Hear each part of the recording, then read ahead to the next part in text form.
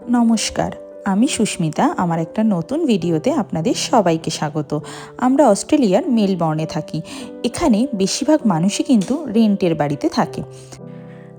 Rented বাড়িতেও শুধু বাড়ির ভেতরটা পরিষ্কার রাখা নয়, বাড়ির ফ্রন্ট আর ব্যাকইয়ার্ড দুটোই কিন্তু নিজেদের দায়িত্বে পরিষ্কার করে রাখতে হয়। আমরা যে বাড়িটাতে থাকি, এই বাড়িটাতে আপনাদের একটু আগেই বাড়ির ফ্রন্ট ইয়ার্ডটা দেখালাম, এটা হচ্ছে বাড়ির ব্যাকইয়ার্ডটা।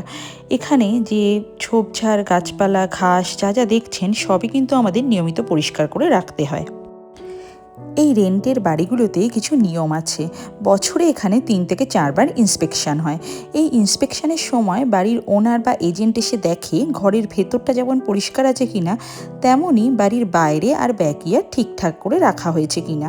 ঘাস বড় হয়ে গিয়ে গাছের ডালপালা অগোছালো থেকে যখন জায়গাটা এলোমেলো আর নোংরা দেখায়, তখন কিন্তু জায়গাটা যদি আমরা পরিষ্কার না করি, ওনার এসে চাইলে ফাইন করতে পারে।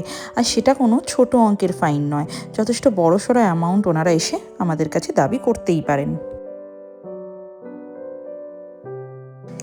এবার অনেকেই ভাবতে পারেন লোক ডেকে পরিষ্কার করে নিলেই তো হয়, কিন্তু অস্ট্রেলিয়াতে লোক দিয়ে কোনো কাজ করানো মানেই আপনাকে মিনিমাম একটা ওয়েজ দিতে হবে। আর সেই খরচটা অনেক সময় আমাদের সামর্থ্যের বাইরে চলে যায়। আর বেশিরভাগ মানুষই এখানে নিজেদের কাজ নিজেরাই করে নেয়। আমরাও ঠিক তাই করারই চেষ্টা করি। যেমন ধরুন, ঘাস কাটা, গাছ কাটা, শুকনো পাতা পরিষ্কার করা, সব কাজ নিজেরাই করার চেষ্টা করি। অনেক সময় কাজ করতে করতে আমাদেরও ভীষণ ক্লান্ত লাগে, কিন্তু কিছুই যে করার নেই। নিজের থাকার জায়গাটাকে সুন্দর করে রাখার দায়িত্বটাও কিন্তু আমাদের একান্ত নিজেদেরই। এখানে আমাদের কাজ করতে কিন্তু কেউ জোর করে না, কিন্তু কিছু নিয়ম মেনে আমাদের চলতেই হয়। না হলে আর্থিক ক্ষতি তো আছেই, তার সাথে সাথে আমাদের মানসিক চাপও বাড়তে থাকে। তাই জন্য আমরা চেষ্টা করি ইন্সপেকশনের আগে বাড়িঘর যেন সমস্ত সুন্দর করে পরিষ্কার রাখা হয়। না হলে আপনাদের তো বললামই আগে কি কি প্রবলেম হতে পারে।